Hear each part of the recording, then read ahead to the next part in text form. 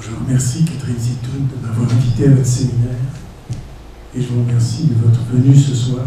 Sachez que je suis bien intimidé par votre présence et par votre intérêt. Je suis aussi gêné de ce que mon exposé sera bien long, environ 1h15. C'est que le sujet concerne l'autisme et les mauvais traitements réels ou supposés qu'il exige plusieurs angles de vue successifs et parfois simultanés. Ce que je peux en dire, ça va comme ça, relève de mon expérience de médecin psychiatre qui fréquente des personnes autistes depuis plus de 30 ans. Avec les unités où je travaille, je suis en liaison avec de nombreux autres services qui ont affaire à l'autisme. Mon expérience est celle de 2 hôpitaux de jour jumeaux pour adolescents et jeunes adultes, situés l'un à Paris et l'autre à Antony. C'est aussi celle d'associations culturelles créées avec ces jeunes, notamment un journal, Le Papotin, et une compagnie de théâtre et voix, Turbulence. Il suffit de cliquer leur nom sur Internet et vous les trouverez si cela vous intéresse. C'est aussi celle de consultation de génétique en binôme avec le professeur Arnold Munich de Necker depuis presque 20 ans. Et enfin, c'est celle d'un dispositif de semi-urgence récent, créé en 2010 et dévolu aux situations complexes en autisme. Il est composé de 3 unités mobiles pour l'Île-de-France et il a été complété depuis 2012 par une unité hospitalière à la Salpêtrière. C'est un lien important et durable que j'ai avec le monde de l'autisme. Cela ne signifie pas, tant il est divers et difficile à saisir, que mon avis sur le risque de subir des maltraitances a plus de valeur que celui d'un témoignage partial. Mais je témoigne ici sur les différents aspects de ce risque, et cela importe, car les médias se saisissent de temps à autre d'une des actualités parmi celles qui se succèdent sur le sujet, pour stigmatiser un épisode ou ses conséquences, et c'est au détriment des facettes multiples de ce domaine. Et de fait, les actualités du dernier semestre dans l'autisme interrogent de nouveau. Est-ce que c'est bon là, mon temps ? Ça va. En juillet dernier, 120 associations de familles dénonçaient l'aide sociale à l'enfance comme maltraitante envers les familles. Le même mois, le tribunal de Paris condamnait l'État à indemniser 9 familles car elles avaient dû envoyer leur enfant dans un foyer en Belgique. Le 8 septembre à Rennes, un jury a condamné une mère à 5 ans de prison avec sursis pour avoir tué sa fille de 8 ans handicapée. C'est exactement le même verdict que celui qui, en 1996, condamna à Montpellier la mère de Sophie Bréfaux, une jeune femme autiste. Cette actualité m'avait conduit à témoigner dans l'ouvrage collectif de Catherine Zitoun paru en novembre, « Sommes-nous bien traitants à l'égard de nos enfants ?» Et dans un chapitre, j'ai essayé de situer le risque pour les personnes autistes, d'une part, au niveau des maltraitances communes à tout enfant ou à toute personne vulnérable, quel que soit son âge, et d'autre part, le risque de maltraitance spécifique à l'autisme, avec de nouvelles menaces en sus des précédentes. Mais avant de témoigner de cette discrimination entre ces deux plans, je dois vous dire un mot des personnes autistes.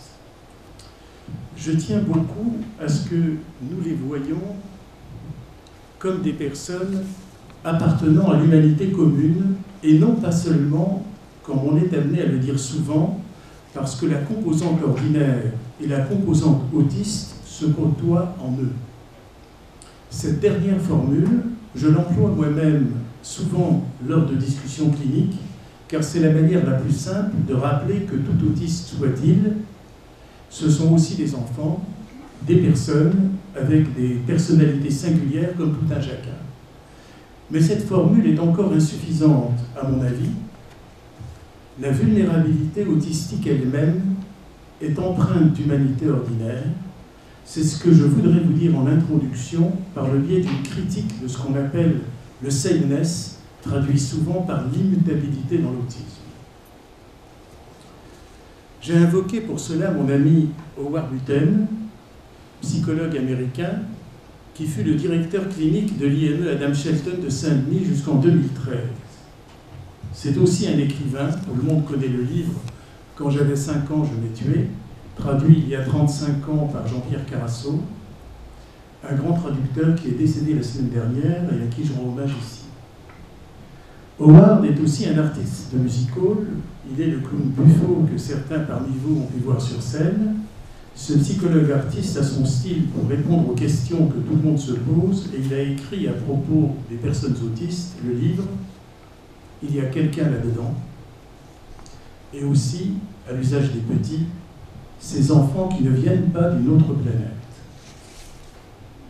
En choisissant ces titres, il ne s'oppose pas seulement à une représentation fascinée de l'autisme ou à un cliché populaire qui tendent à en faire des êtres à part. Il sait que le plus juste savoir clinique sur l'autisme pousse à cet excès d'écrire des êtres si particuliers que leur humanité ordinaire est comme déniée.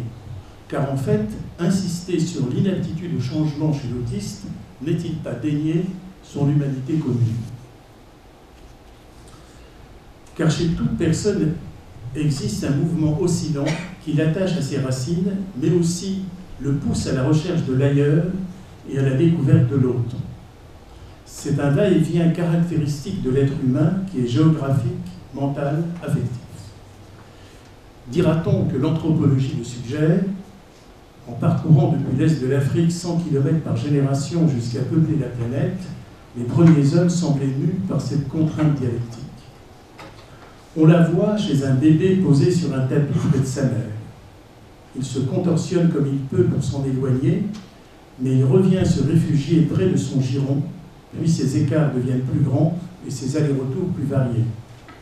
Ce va-et-vient ne s'arrête jamais sa vie durant dans tous ses espaces, corporels, mentaux et psychiques, même les plus personnels et les plus éloignés de ses origines infantiles. Vous êtes un Parisien dans l'âme, vous aimez faire un tour à la campagne, mais vous avez besoin de revenir au bitume. Si vous avez la fibre paysanne, c'est le contraire. Un autiste bénéficie-t-il de ce mouvement atavique si spécifique de l'humain, ou bien en est-il privé? Est-il, comme on l'écrit souvent, cet étrange refuseur du changement?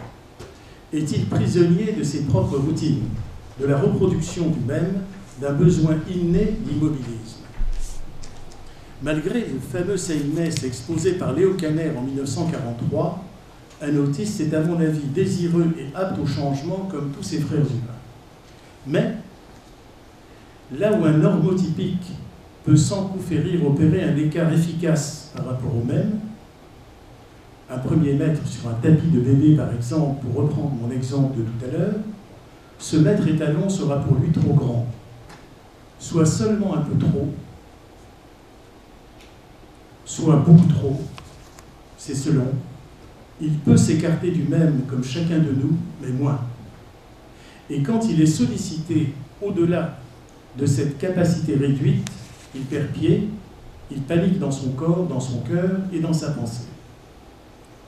Notre expérience auprès des personnes autistes nous indique que si on les aide à franchir leurs limites, si on soigne les transitions entre chacun de leurs petits écarts possibles, pour qu'ils s'ajoutent en chaîne jusqu'à l'écart moyen nécessaire, elles apprécient le mouvement, le déplacement, la recherche des autres. Et quand nous voyageons avec elles à Montréal, à Los Angeles, à Moscou, à Calvi, à Sfax ou à Rabat, explorant les voies d'accès à la culture, ce n'est certes pas du gâchis ce que nous entendons parfois. Les livres mentiraient-ils à ce point? Au contraire. Ils sont chaque fois plus complets sur la nature des défaillances en cause. Depuis la description clinique de Kanner, qui reste inégalée dans sa limpidité et sa pertinence photographique. Les mécanismes en jeu sous-jacents sont devenus plus détaillés et plus précis, ceux de la cognition, de la sensorimotricité, des émotions et de l'affectivité, de l'empathie et de la socialisation. Et certes, tout cet ensemble handicapant, d'origines variées, de combinaisons hétérogènes, raccourcit les ailes de ces personnes, mais il ne devrait pas être confondu avec ce coefficient d'humanité commun si important, être apte au changement. Leur handicap, pour avéré qu'il soit, ne neutralise pas chez les autistes le va-et-vient ordinaire entre le besoin de leurs racines et la poussée vers l'ailleurs, mais en effet, leurs courtes ailes les handicapent et parfois ils les agitent sans même pouvoir décoller. Admettons aussi que depuis leur naissance, leur environnement est organisé, préformaté, afin de répondre à nos sollicitations et non aux leurs. Aussi apprennent-ils à reconnaître très tôt que nos écarts ordinaires vis-à-vis du même sont trop grands, qu'ils ne peuvent les imiter. Alors, plutôt qu'un refus du changement, c'est un élan qui se bloque, c'est une anticipation défensive de la panique. Ils s'inscrivent peu à peu dans leur corps et dans leurs esprits enchevêtrés, et à n'en voir que le résultat, il nous vient cette idée de ce qu'ils sont ou de ce qu'ils veulent. Ils sont repliés, ils n'aiment pas les nouveautés, leur affaire est la routine et les répétitions, mais si on observe le déploiement de leur énergie, on retrouvera dans cette cinématographie les traces, les signes les plus intimes et les plus infimes de ce mouvement. Nous voyons bien, nous qui les accompagnons dans leur quotidien, parents, éducateurs, soignants, qu'ils sont tout aussi porteurs que vous et moi de cette caractéristique bien humaine. Ils aspirent à ce qu'ils ne connaissent pas, ce qui nous aide tous, je le crois, à ne pas désespérer de leurs limites et de leur vulnérabilité, à rechercher cet équilibre entre la stimulation de leur capacité en attente et le respect de leur rythme et de leurs appréhensions. Ils sont à la fois ordinaires et singuliers, pour le meilleur et pour le pire, pour notre bientraitance ou notre maltraitance. C'est bien leur appartenance à l'humanité qui leur fait courir les mêmes risques que tous, les maltraitances communes, et leur dépendance spéciale qui appelle parfois des maltraitances spécifiques. Voyons donc l'autisme dans la constellation des maltraitances communes et dans ses pièges. Plus précise que la bientraitance préconisée par la société, une notion récente, la maltraitance envers les enfants et les personnes vulnérables est un interdit social majeur et plus ancien. Les critères pour la reconnaître sont bien établis depuis la parution de L'enfant battu et sa famille des Américains Kempe et Elfer en 1977, depuis le deuxième congrès international Child Abuse and Neglect de Londres en 1978, et à la même époque en France, les travaux du regretté Pierre Strauss, professeur de pédiatrie sociale à Necker. Depuis, la maltraitance n'a pas diminué malgré une meilleure connaissance de ses diverses formes. La légitimité de la question « maltraite-t-on nos enfants » persiste et elle augmente même avec le degré de civilisation des sociétés. La variété des mauvais traitements communs continue de s'étendre avec, hélas, des ressources infinies. Si on met de côté ceux qui affectent enfants et adultes ensemble, qui sont les plus nombreux et commentés, la malnutrition, la violence de masse, les déplacements de population, la guerre, pour s'attacher aux maltraitances qui sont localisées ou masquées, la violence subie en famille ou dans des environnements protecteurs, voyons quels sont les types admis sous presque toutes les latitudes.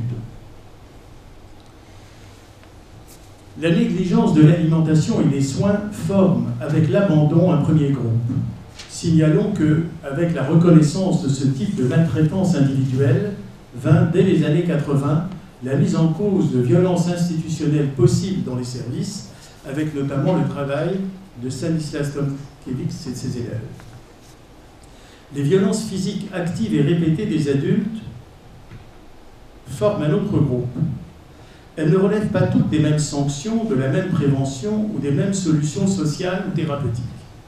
On doit distinguer les violences intentionnelles envers des enfants cibles, par des parents qui furent eux-mêmes maltraités dans leur enfance, celles de pervers agressifs, de psychopathes ou de personnes dépendantes d'alcoolisme ou d'addiction, et celles subies dans des familles où la prostitution, l'immaturité ou des marasmes psychosociaux dominent.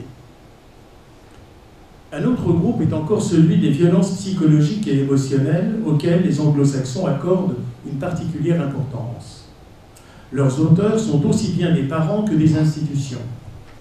C'est sans doute le fond même de l'idée de bientraitance que d'anticiper et d'empêcher ce type de violence individuellement ou en groupe.